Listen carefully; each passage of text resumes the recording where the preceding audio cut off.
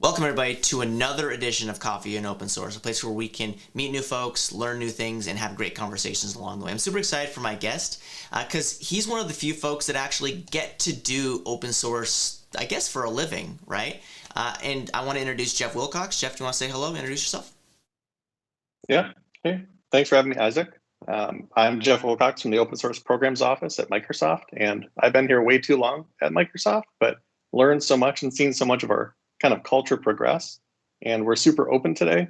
I'm really happy to be a part of that, and really just excited to chat with you because I think not everyone's heard that story. Yeah, and I definitely want to talk about the Microsoft open source story because as somebody who works at Microsoft as well, it's one of those things where I think internally we talk about it a lot, and I think externally we talk about it a lot too, but it's all about making sure the right ears are listening, right? And I'd love to kind of talk a little bit more about that. But I want to get started learning a little bit more about you, Jeff. So, one of the things that I'm always very curious to learn from my guest is kind of how they got started, not just in tech, but also just with this open source concept, right? Like, do you remember a point in time, maybe it's early in your career or when you were in school, when you came across the concept of open source software, or, even more simpler, like code that you can see and code that you can modify to, based on your needs? Do you have a memory of that? Yeah, so I will say my open source experiences all happened at Microsoft, which is pretty amazing. Awesome. And very early in my career, I worked on the Silverlight team. Ooh, Silverlight. Yeah, Silverlight. Rest in peace. Um, one of the things we were doing there, though, was trying to build as open of a platform as we could, which was kind of new for Microsoft. And so the team I was on, we were very much trying to make all the APIs in .NET available in some open form. And one specific thing we didn't have was a way to basically have all the time zone data in Silverlight. It was not part of the .NET Core CLR that was behind Silverlight. So you couldn't do any kind of date time zone math. And so my whole first thing was basically going to the .NET team and all the execs and leaders and saying, I want to steal this code from .NET that Microsoft wrote. I would love to release it as open source. Sure. And we had this kind of back and forth conversation over many weeks about, well, what's the business value of this time zone data? In the end, the right thing happened and we re-released it. I think under something called the MSPL, like the Microsoft public license. Oh, okay. It was really early days for us. It was on Codeplex, which is a Microsoft thing. And so all that happened, that was exciting, but it was kind of an exception or a one-off. And jump ahead several years, and we had an open Silverlight toolkit. We tried to share a lot of code and controls there.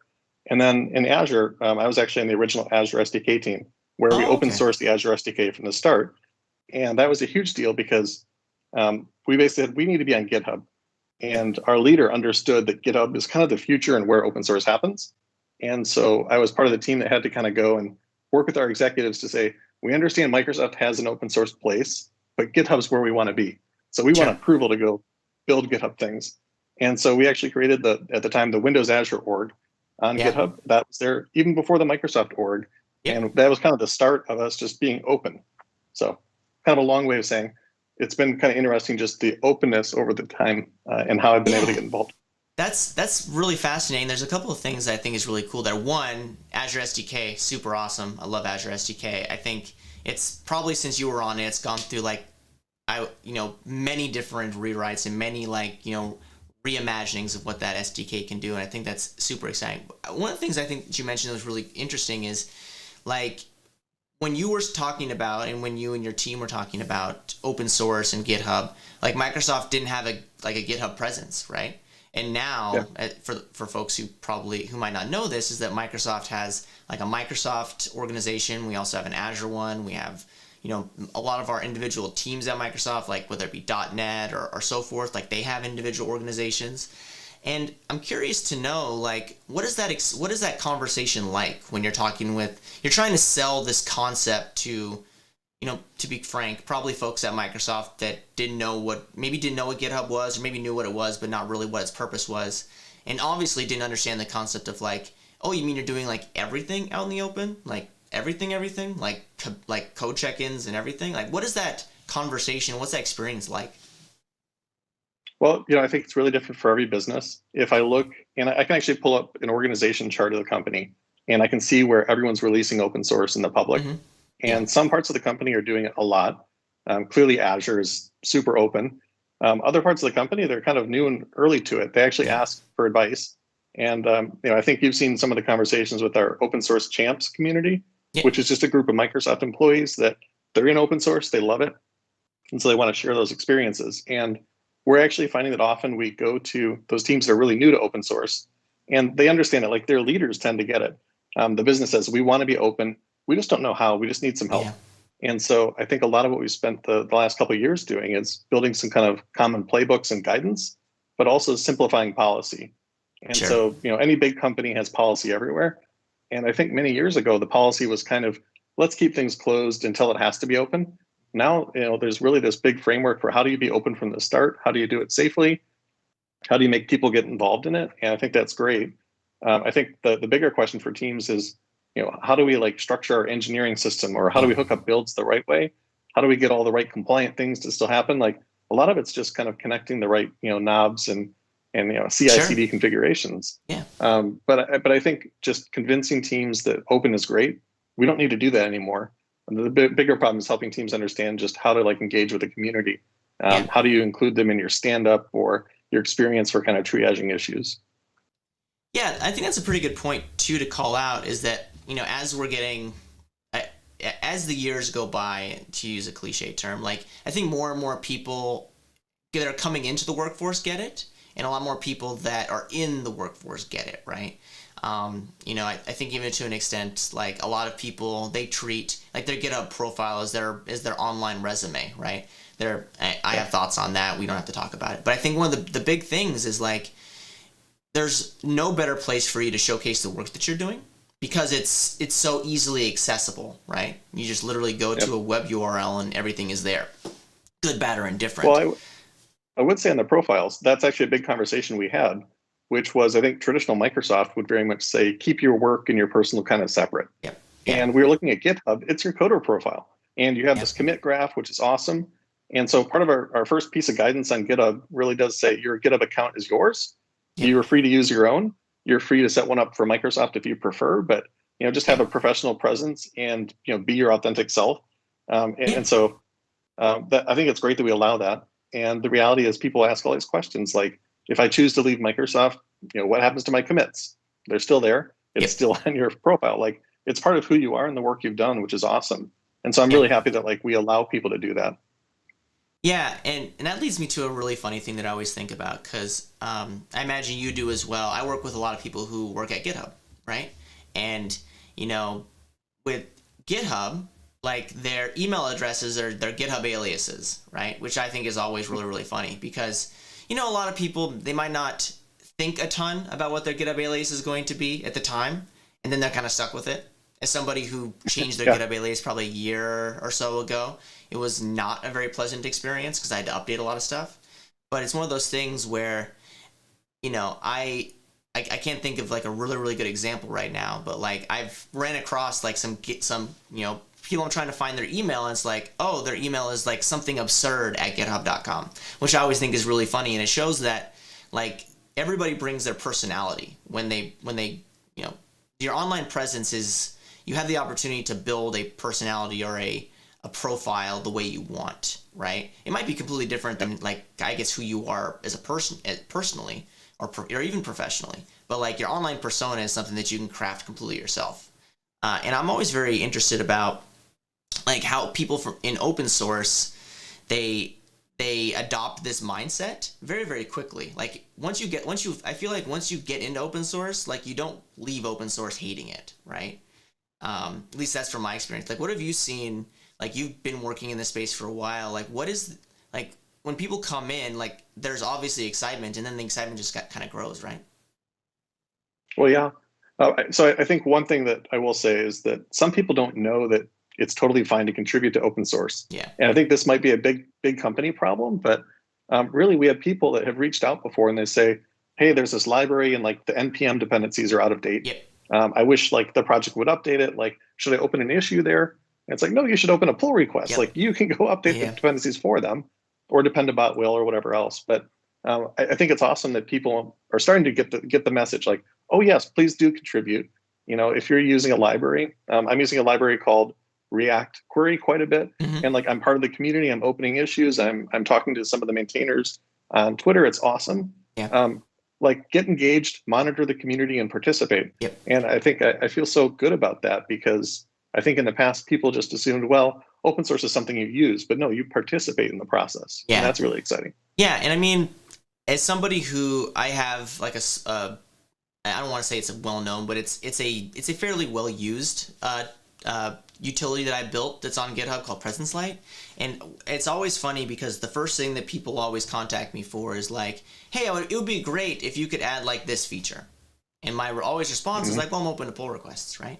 I think it's a lot of people, like even, whether it's inside of big tech companies or outside big tech companies, they use kind of open source and, GitHub in general is like a commodity where you come into it, you use your stuff, and then you kind of leave. I'm always very curious to know like what your thoughts are, because obviously from Microsoft's perspective, like open source is very important, and treating it as a commodity probably isn't the best way to phrase it, right? It's like from your perspective, like how can people best utilize or leverage open source for themselves? Well, yeah, I think, there's so many options out there. And I think helping people understand, how do you pick a great project? And is it a healthy project? Those are really, challenging things to do. But for me, it's like, you need to understand what the value is. Yeah. And the value usually is this entire ecosystem just works. Yep. And sure, Webpack is a little painful sometimes. And, maybe there's some breaking dependency issues and maybe there's a security vulnerability out there, Yep. but, everything works together to make it so easy. And, my team, the tools that we build are entirely in JavaScript and TypeScript. Yeah. We build a lot of node things, and it kind of blows my mind, when I install NPM packages, just how much is there. Yeah. And we do a lot of work to actually analyze the licenses in those packages. Yeah. And it's just amazing, like the amount of openness that's out there, yeah, and so much that people can build on top of. But also, I only know, the top level dependencies and a couple specific components. There's thousands of projects out there in some of our node things. And it's just amazing to me that it all works together so harmoniously. That's one of the things that I'm always very curious about as well. Like, as somebody who, like, I'm not a typical JavaScript developer, but I can write stuff in JavaScript fairly effectively. I think one of the things that people always gloss over is just like this huge, like you mentioned NPM and all the dependency trees and all that. Like, it's these things that a lot of people take for granted, right? Like, I equate it to like a car, right? You might know by name like what all the individual pieces of your car is and what they do, but you only know the top level, like the engine, transmission, whatever. And then there's another layer down of all these things that make up engine, transmission, whatever, right? And then you even down to like individual parts that make up those individual components. And like you could never like look at a particular piece of metal or a bolt and know like, oh, that's for the carburetor attack. Like you can never do that unless you're a mechanic, right? And it seems like people now, they have all of this. There's a lot of trust with open source, I guess I could say. Trust that the packages like 6 levels down are doing what you want them to do and also being secure, like to the effect that like we've seen a few times where something bad happens to a very well-known package that's a lot of other packages are dependent on, and it causes issues, right? I think it's also very interesting that I think one of our folks, one of our friends, Michael Crump, he just asked a question in chat. So do you guys feel that we're still hurting from the Linux is bad comments, right? I have a personal opinion of this. I would love to know, Jeff, like what your thoughts are. Obviously, Microsoft, Windows, like huge profit driver for our business, but we do a lot of work with Linux too, right? Yeah, I don't see that so much anymore. I feel like we've moved past it, and I guess plenty of us remember those times in the past. But the reality is, so much of our workloads are Linux. Everything I deploy is going up to Linux. Like, it's just such a changed time now that I hope people realize it's different. I don't know how long we've been in this big upswing, but even when I worked on like Silverlight and these things at the early part of my career, we were going out and using Microsoft procurement to buy like pallets of Macs and machines that were running other operating systems. Like, we've been doing this stuff for a while. I hope people understand that, like, it's a whole different world, but I don't think that tarnishes us anymore. Maybe it's just my perspective, but honestly, I think the problem sometimes is that some people just think that oh, Microsoft's doing their enterprise thing, but what are the cool things happening elsewhere? Yeah. And so I just want people to understand, like, we're in it too. Yeah, I think that's a very accurate call out, right? Like, Microsoft, we do a lot of work and we're very successful, like catering to the needs of enterprises, right? But as you see enterprises change too, like, one example that I always like to bring up is like, your Mac versus PC. Like when you first join a company, like depending on the company structure, depending on how the company does it, like they'll either give you a Mac or give you a PC. And some companies are they give you an option, like, hey, do you want a Mac, or do you want a MacBook Pro, or do you want some Dell laptop, right? And I think, it's very interesting because I think more and more companies now, even enterprises, like they have to think about like what the experience is on different types of devices other than Windows for their apps, even though most of the apps that they build are probably web these days. Desktop is a thing still, but the web is where most people build stuff.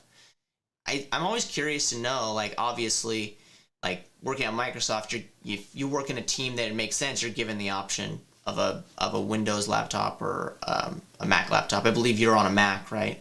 I think it's interesting. It's like how we can better tell the story that it's not just Microsoft that's changing, but also like our customers are changing too, right?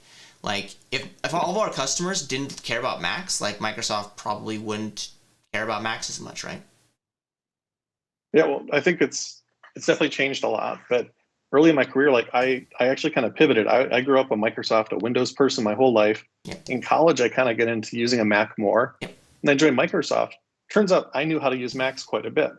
And so one of the problems we had in Silverlight was, how do we test this entire experience over on the Mac in Safari? And it was also things like the Ajax toolkit, all these things we were shipping for Macs, we just didn't have expertise in. So early on, I kind of became the Mac guy around there for a while. And so I think that's really exciting. There was a point where all the Xbox development was done on PowerPC. Yeah. And so throughout all of Microsoft, there were PowerPCs like under all these desks. And I remember the Silverlight team, we needed more Macs, of course. And so there's a point where we were going around campus and we were like finding all the Macs we could that weren't being used anymore because they had different dev kits. And we were loading them into our cars and driving throughout the campus. Like it was a lot of fun to bring the Macs home basically and go use them. But I think today it's super widespread to use whatever you want.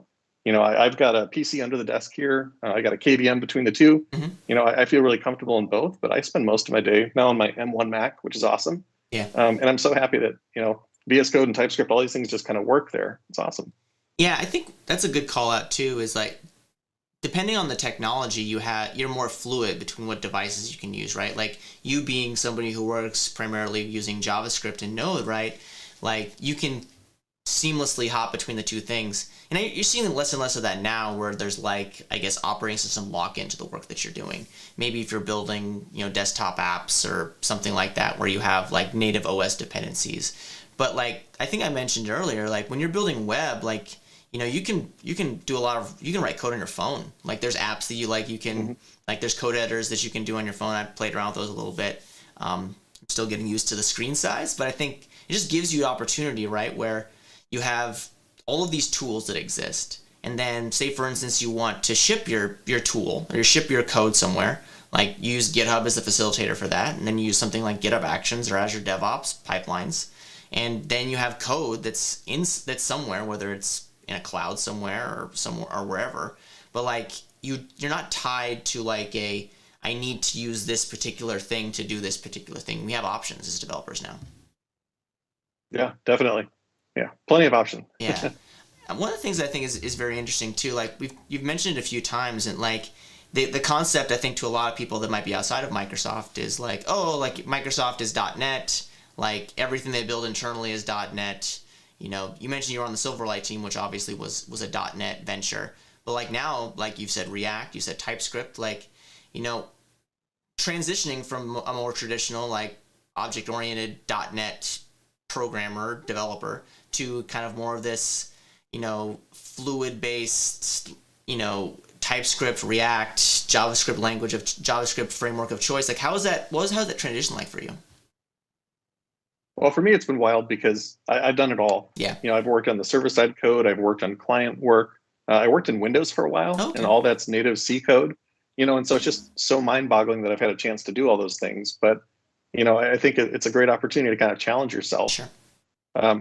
That said, like if I look at the company today, I can pull up our GitHub account and we have tens of thousands of repos and kind of see like what are the languages, Yeah. and it's all over the place. It's so many things. It's awesome that we have those options. Rust is up and coming for sure, but there's just teams using everything. One of the things that our group actually does inside of the engineering system, we actually integrate into every build that happens in the company. Okay. And so we actually get an automated inventory of all the open source components and packages that people are using. And so we actually store that data in some systems we have. So we can look here and say, well, what are the most popular packages? Like what are packages we should invest in? What are some dependencies that are critical that we should think more about? Or just, if a security incident comes up or something with a package, we can go figure out where is it used. And so I think that's awesome, but we have so much data about what's being used today that it's really a different world than it used to be. Yeah, and when you mention invest, like you're talking about like giving financial contribution to entities that are outside of Microsoft that are working on this stuff, right? Like I think that's really important to call out too, right? Is that, Microsoft isn't the only player that does this. Like a lot of big tech companies do it. But I think one of the things to call out this special about Microsoft is that, so much of our work that we do here is based on open source, right? Like we're very dependent on open source as a company now. And I think, continuing to invest in not just the tech of open source, but the community of open source is really, really impactful. And one of the things that I think, whether it be GitHub sponsors or Open Collective or all these different mechanisms, right, where you can, give back to, contributors of projects, like what is, obviously you probably have had lots of conversations with maintainers of projects, right? Whether they're, ones that are, I guess you could say, important to Microsoft or ones that are, interesting to Microsoft. Like what are those experiences and conversations usually like?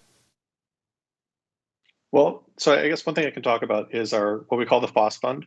It's the free and open source software fund. And it's actually an idea that started at the company Indeed. They built some tools that were pretty great to kind of figure out where are employees doing open source in public. And the whole idea that they had this kind of hypothesis for it, Indeed, was if we can figure out where our employees are working in open source, let's reward them for working in open source and actually let them choose what projects get funded. And so they've done that. I know Salesforce runs this as well. Here at Microsoft, we're coming up on just over a year now, we've been running the Foss Fund. And so we actually are going out to teams and saying, what's the open source that you feel that Microsoft depends on or our customers depend on? It's pretty exciting to like have people kind of have a say. So we basically look at all the employees at Microsoft that are doing things in the open. And if you work on projects that aren't controlled by Microsoft, then you kind of get to participate in the Foss Fund process. And so you can nominate projects. You can go select, who's going to win that. Yeah. Really exciting, really cool. And so, we're kind of taking this idea of, sure, we can go out and we have, sponsorships with, the Rust Foundation and all these big projects, but how do you actually fund, random projects? Sure. And it seems like the best way is let's go help our engineers have a say in what gets funded. Yeah. And so, we kind of took that open source code that Indeed had, and I hacked a way to kind of customize it to work at scale. We have so many people on GitHub, we get rate limited and all sorts of funny things there. But basically built that project as a way to help people go fund projects. And I think now as we try to figure out what's next, though, we do have all this data of what's being used at the company. And so, sure, honestly, I think Kubernetes is funded just fine right now. It probably doesn't need some GitHub sponsor money. Sure. But there's all sorts of parts of that ecosystem that could use it. And so I think we want to take a more data-driven approach to figure out what are the things that really could use the help. Yeah. And go, help sponsor those things. That's a really good thing to call out too. Like, I mean, you take some large open source movement, right? Kubernetes is a great example, or TypeScript is another great example, Docker, like these huge initiatives that, to be frank, were mostly created by larger companies that saw an opportunity to innovate, right? And then you see kind of the next level is community involvement, where communities, they, maybe might be smaller companies or individuals or small groups of individuals. They build kind of the framework around like these big concepts, right? And I think that's a really good thing to call out, is that like Kubernetes is great. Kubernetes is managed by Google and it's in the open and all of that. But like there are all these other things that like Kubernetes, like without them, like these third-party things, Kubernetes wouldn't be as powerful. Right, like things like Rancher or sidecar implementations. Like these are things that are like, when you think of Kubernetes, they usually think they come along for the ride, but they don't. They're concepts that were introduced by community, and it they're very synonymous with the actual thing, right? But they're not tied to Google at all.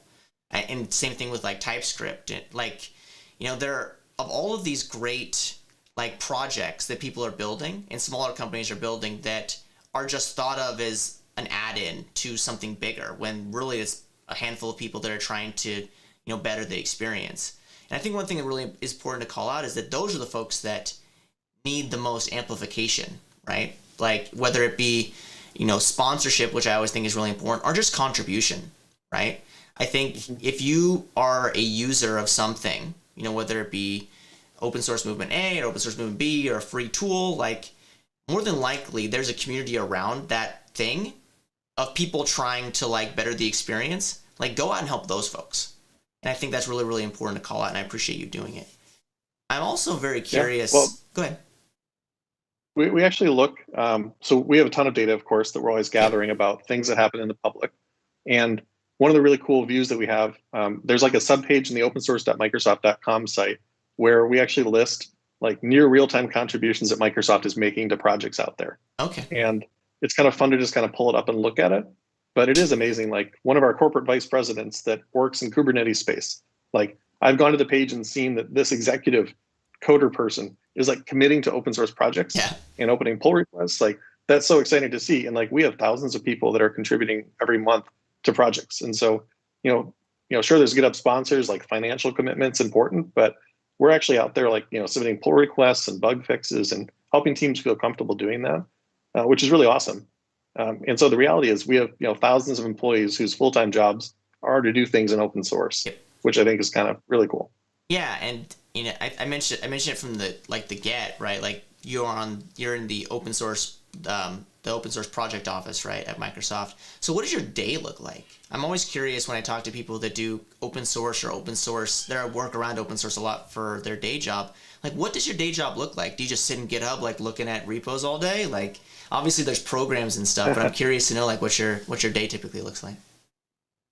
Yeah, so I'm kind of a strange one in that I'm both like a program manager and an engineer. Sure. I honestly spend a lot of time coding right now. I don't think I should be. Like, it's so much fun to be in the code all the time. Yeah. But I'm really great at breaking the builds and doing all sorts of things that I shouldn't do. I think when I look at what the Open Source Programs Office does, we're part of one engineering system, which our goal is like, let's give Microsoft teams the best tools they can have. And whether that's GitHub or Azure DevOps, all those things are there. But in terms of like what we're doing, like, we have an email inside the company where all sorts of open source questions have, kind of come in. So I'm helping triage that. I'm trying to connect people. We have meetings about everything from open source security to licensing, kind of like just a big melding of the minds there, I guess. Lots of kind of exciting recurring meetings on that. But a lot of the tools that I spend my days are, it's just trying to like kind of get a handle on the scale of open source. Sure. So it's things like our scanners to find all the licenses in open source and understand like how compatible they are or if there's risks there. It's things like managing vulnerabilities. It's getting teams to adopt, like there's GitHub Advanced Security now. Yep. So we're trying to make sure that like teams aren't committing secrets in their open source code. All those things like is a big part of what I do. And specifically one of the things I've done is built our management portal for GitHub. And so everyone that comes to the company, traditionally, if you're using GitHub, you have to go and ask someone, hey, can I get an invitation to the GitHub organization? Yep. And that's great, but it doesn't really scale to, what's now for us over 35,000 people on GitHub at Microsoft. And so we had to find a way to make it, self-service. I helped build this portal, which is it's a Node.js based portal. It's pretty cool. It looks and feels like GitHub. And so like, I'm basically the engineer for that today. And I hope more people will help me with that at some point. Sure. So, it's really helping, just scale GitHub to work with a lot of folks. Yeah. And I don't know if you're familiar with the Bedlam history. Bedlam was the email Microsoft Exchange thing that happened a long time ago. And we've had several versions of this happen on GitHub recently. Like last week, right? There's one like last week. Yeah. So the reality is like after that, we kind of have the this oh crap moment where it's let's go look at what happened. Like what can we do to prevent this from happening again? How can we educate people? Can we work with the GitHub team to see if maybe they have a way to improve this? So I think it's awesome that we're connected with that, but I think every day is different as a result because, it's not always putting out. It does feel like it sometimes. Yeah. I mean, it is really funny because obviously going probably a bit meta here, is that like we're very Microsoft is very dependent on GitHub as an entity because it's, to be fair, it's the place where developers like they learn and play and all that stuff. They're also like a part of the greater, Microsoft organization to an extent, right? Like they're their own separate company, but like we're very much intertwined, right? And I think one of the things that's very interesting to me to hear from you is like when we work with GitHub folks, right? Like obviously there's collaboration there, but I think a lot of times too, and I'd love to hear your thoughts about, you have a conversation with somebody at GitHub and they're like, well, we don't really think about it like that, because you're probably thinking about it from like a Microsoft angle and they're thinking of it from a GitHub angle. Like, how is that collaboration, right? Because you probably work with GitHub folks a lot. Yeah, well, I'm really proud of how we've kept the companies very separate. And I actually think it's probably frustrating to traditional Microsoft employees because they want to get directly connected. Like, who's the dev that wrote that line in GitHub? Yeah. And the reality is we don't really make that connection very often because it is very separate. And I think we know that we need to respect GitHub quite a bit. Yeah.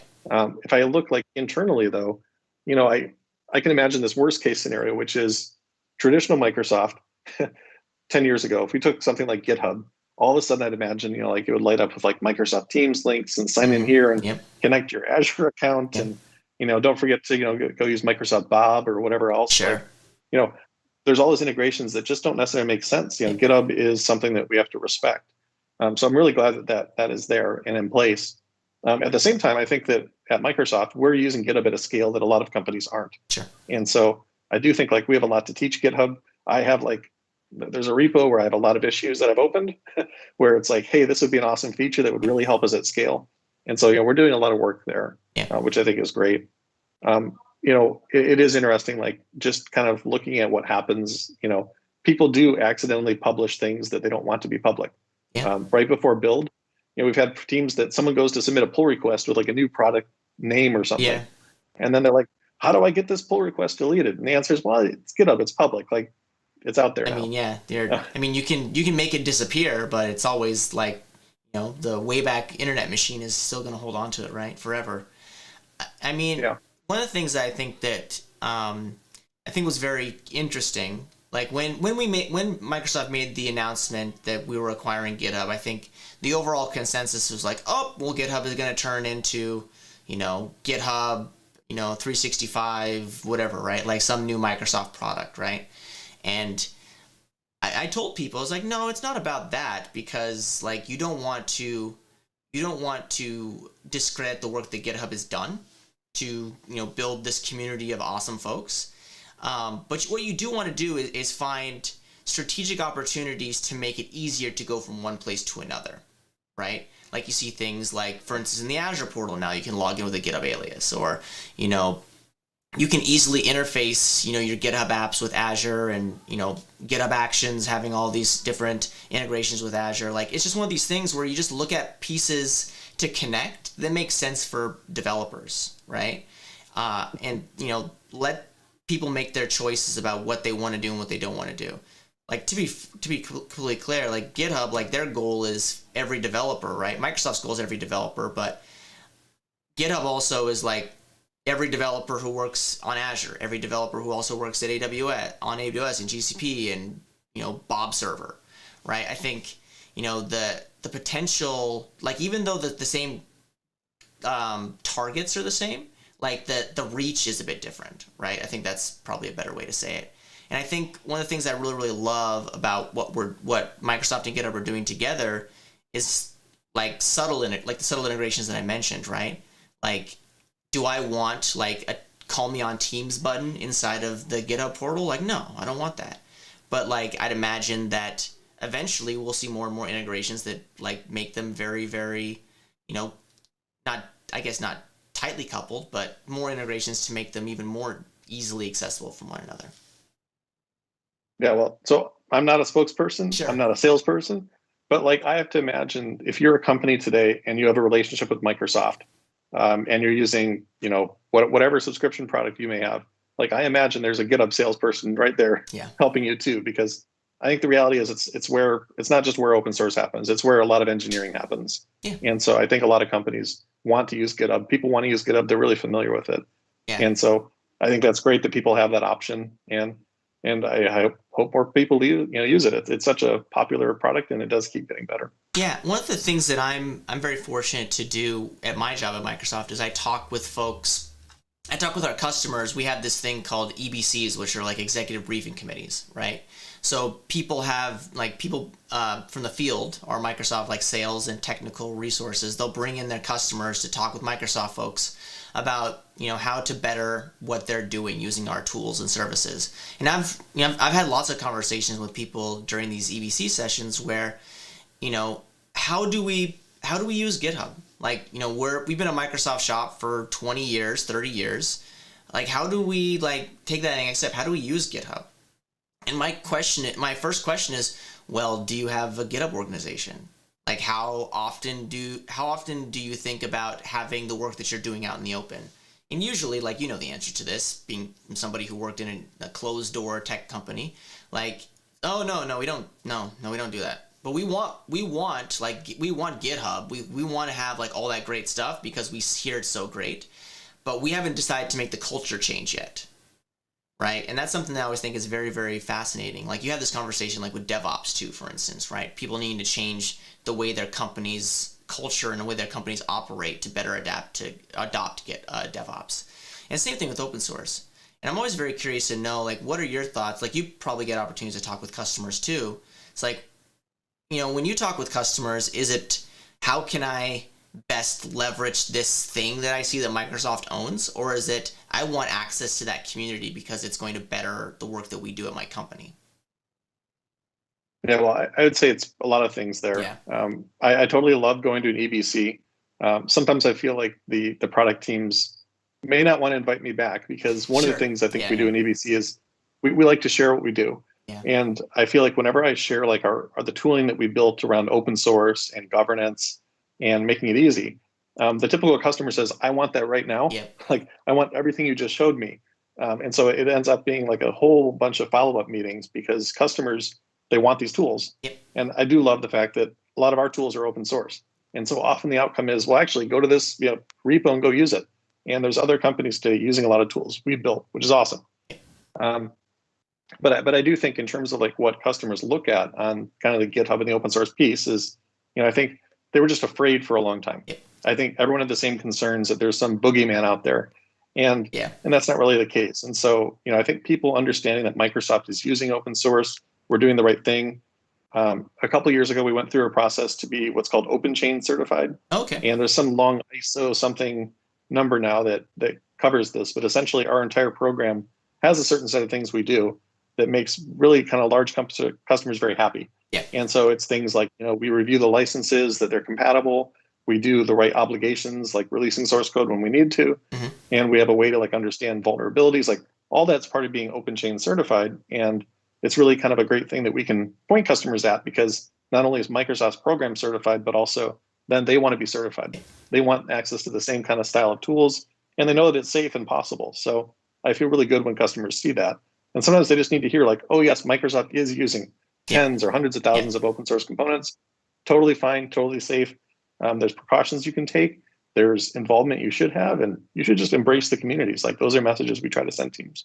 Yeah, and I think, this is a good time. We have another question in chat kind of about amplification of repos that maybe you use or you've heard of, right? So what are some off the top, it doesn't have to be a Microsoft organization ones, but what are some repos that you've come across recently that you've been oh, that's really, really cool, and you've learned a little bit more about it and maybe had an opportunity to talk with the computer? What are some examples that you can bring up? So I think the best one that I'm using recently is React Query that I think I mentioned. Yep. It was created by someone named Tanner Lindsay, and it's this amazing way. It's one of two very popular ways in React to kind of offer a caching tier that works great. And I remember early I was kind of looking at these things, comparing them, and I guess I'll try React Query. I built a React app with it, which is my first time ever doing that. And I was talking to an engineering team, and they're like, hey, I really like some of the work you've done. We're looking at some other stuff here. What are some of the libraries you're using? I said React Query. They're like, yes, that's awesome. I love it too. I just had no idea. I didn't know how popular it was. And now there's this whole conversation happening with these teams. Can we share some more code together? What are some things you built on top of React Query? And do you have components that I can share? So I think it's awesome that like that has kind of come out of just the shared awareness of like, oh, we're using the same kind of popular components that work great and save you a lot of time. Other things, there's so many libraries that I feel like I've contributed like tiny fixes to. Like Sure. my GitHub profile is not amazing, but like I absolutely do get out there and contribute where I can. Another one that I really use quite a bit is Octokid. Yeah. It's the kind of Yeah. official GitHub REST API library. And this one changes all the time because it's always being improved. Yep. But I find that as long as I keep up with it, with things like breaking changes, like it's an amazing library. It's always up to date. And it's a lot of fun to like work with people on that for sure. Yeah, I love Octokid too. Like, it's one of those things where it's like, it's one of those things where a tool ends up becoming like the de facto use of a mechanism, right? Like the GitHub API, like, there are miscellaneous different ways to work against the GitHub API. And like, I think a lot of the documentation now, like on GitHub, like they reference like Octokit snippets and things like that, which I think is very, very funny. Like the fact that like, hey, to interface with our APIs, like use this third party like SDK. Like that's super exciting to me because that shows like, look, why would we want to build something if something awesome already exists that we can just continue to help improve, right? I mean, that's a really, really good call out. Mine, that I love to talk about, like I mentioned that I have, like I built this app that basically broadcasts your team's presence to different smart lights. And when I was getting started initially, like my first thought was like, okay, well, like what are some lights that I have in my house? At the time I had just Philips Hue. And I'm like, okay, well, there has to be something that allows me to interface with Philips Hue lights easily. And yeah, there is a GitHub project called q42.hue API, which I just put in the chat. And I think it allows you to like this is for C#, obviously. It gives you the full experience of interfacing with Philips Hue lights. And again, like if I had to do that, like I'm not I don't want to say I'm a very great developer. Like I'm not going to work with sockets or network discovery and all these things. And this gentleman who I've worked with a few times, he just makes it very, very easy. And like he and I talk all the time about like, oh, like it would be great if you added like this one little thing to yours. And he's like, yeah, no, like I see what you're doing over here. Like let's see, and there's collaboration there. And I think that's what's really exciting to your point that you made a bit earlier about when you come to new projects that are maintained by like one or two people and you say, hey, I'm using this, I love it, it's very, very helpful for me, like they immediately light up and they want to help you typically and help and have conversations because they're very passionate about it because they built it in their spare time usually. It's one of those things where I think it's why open source maintainers do what they do. Because a lot of their work, a lot of their interface to the community is negative, to be completely fair, or critical. It's like, hey, this doesn't work, here's a bug. Or, hey, I want this feature, make this feature so, right? Snap your fingers. And not very often they get, this is great, 5 stars, awesome. And I think that there's a lot of emphasis on that, where it's like, if I can just get one positive piece of feedback today, that'll keep me going for the next like 2 weeks, right? And that kind of goes back to what I said a little bit earlier about like people treating like open source in general and GitHub repos as a commodity. It's like, hey, this thing doesn't work for me. I'm either going to not use it and try to find something else, or I'm going to open some issues of like things that I think that they could do. And my response always is, yeah, go ahead. No, go ahead. I was just going to close in saying like the number one thing that you can do to help an open source maintainer is have an open conversation with them, and if you can contribute. Like issues are great, but issues out of context aren't. So now GitHub Discussions allows you to have conversations instead of trying to figure out trying to build a conversation inside of an issue log. So like tools are coming to make it easier for maintainers and community to be more collaborative. Yeah, so I would say in this, so I love the home automation space as well. Yeah. I don't have presence indicators, but I think if I look at how I spend kind of my free coding time, it's really changed. And so, a couple of years ago, I think I would jump into a project at kind of a low level. I'd be like, I want to go interface with my receiver. How do I do that? Let me go learn about it. And I go build something. Well, now I know, you start with the open source, like, has it already been done? Yeah. And there's one project called Homebridge that I use. Homebridge, interfaces basically between the Apple HomeKit with all the other things. Yep. And I was just trying to like get it to work with my receiver for like some additional zones, and it wasn't in the library. So I opened a pull request and I added it. And like 30 minutes later, there's someone on there like, "Oh, I'm so excited! Like this is Yeah, awesome!" yeah. Like someone didn't have the hardware to test it before. It's great you do. They Mhm. merged it. I'm using this now. Like Yeah. I just love that works where the community comes together.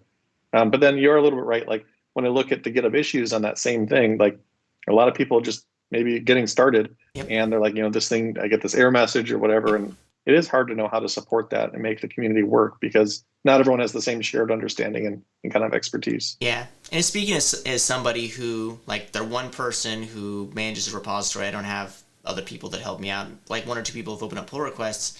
But, like, the amount of bugs that I ship when I bring in something new is so damn high, right? Like, it feels like every single time I make, like, a major commit that does stuff, like, the same, like, 5 or 6 issues come back. And, like, yes, it's probably on me to be a bit more resilient with my testing, but I think there's always this thing too where it's like, yeah, mistakes are going to happen. Like, I think it was called out, earlier in chat, and I think you even said it as well, where it's like mistakes, like your mistakes are in the open too, and just you have to just deal with your mistakes and be okay with it. I think that's the mindset that I think is hard for developers a lot because most developers are very critical of what the work they're doing, what the other work of others are doing, and when I first got started in open source, I don't know if you felt this way, but like, you mean everybody can like look at my code and like tell me it sucks? Like, that's not ideal for me at all. So like, Yeah. like how do you manage that, right? And maybe it's just you have a personality trait where you're just like, yeah, whatever. But like, I'm curious to know, like, as somebody who has committed to open source and you contribute as well, like, what is that feedback loop for you? Like, how do you experience that feedback loop? Yeah, well, I don't have all old stories, but Yeah. many years ago, I built a phone app, and as part of that, I decided, well, for all the server backend, I'm going to open source it all Yep. because who cares? Essentially, like, Sure. why not be open? Yep. Why not show it? And as part of that, I built a library that does like push notification integration, Yep. and it was written in Node, early days of Node, back when the version started in 0, I think. And basically, I wrote this library. It worked for me. And I just kind of went on with my life, I guess. Yep. And a couple years later, I learned that people at Microsoft were using the library in like some server code talking to Windows devices. Oh. And I just had super interesting conversations because people were like, "Hey, Jeff, can you fix this bug?" I'm like, "Wait a minute! Like Yeah. this project was actually a hobby project. You'll see that copyrights my name. I didn't do it on work equipment or at work. Like it was a hobby." They're like, "Oh, so who do I talk to fix it?" I'm like, "Well, you can fork it and you can contribute whatever you want to this." It's kind of fun just helping people understand. No, like open source it's available, but it doesn't always mean it's supported. So that's kind of an early learning on that. I'll say what we're learning at the company now is that working in the open is fine, but I think a lot of people are afraid to do it. And so I've met teams that absolutely start with a private repo on GitHub. They say, "I'm going to open source this next month." And you go back in 2 months, it's still private. Sure. There's all sorts of activity happening, but I think people they're kind of afraid of showing the work. And so I think we're trying to help people understand, no, you need to get it over the finish line or just work and open from the beginning. We technically want almost all of our private repos to actually go public within 30 days because we want to help people kind of get that push out the door. Sure. And so I think just helping teams, it's okay and like mistakes might happen, but in the end, people will help you. It's a great way to stay in touch with people. And I think even in Microsoft, teams often, I think, when you work in the open, they're more willing to contribute. And so, there's concepts of inner source. I can go to another team's repo. I can go look at the Windows source code as a Microsoft employee, but contributing to it is really hard. Yeah. But if it's an open source public repo, I don't feel so bad about, forking and opening a pull request. I can go make suggestions to teams or update the docs. That's awesome.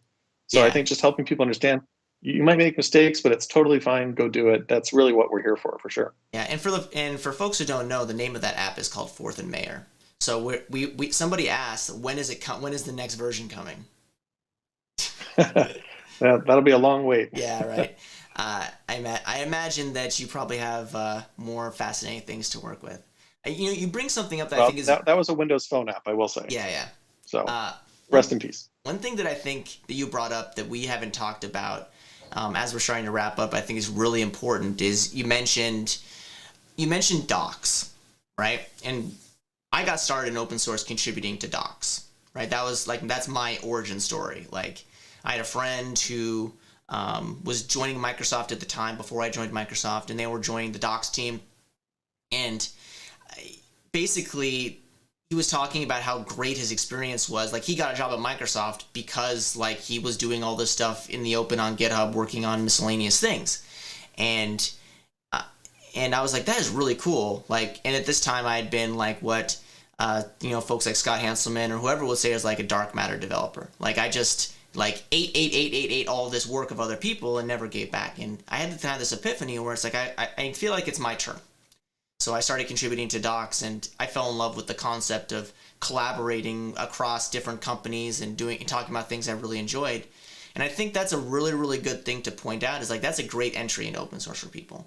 If you have concerns about, contributing to like a very well-established project, for instance, like that maybe you use and you're comfortable working with it, but maybe not comfortable enough to contribute and follow all their guidelines and all that. Like, I've had this conversation multiple times on this chat, on the stream. People always take help when Docs, like, always take help.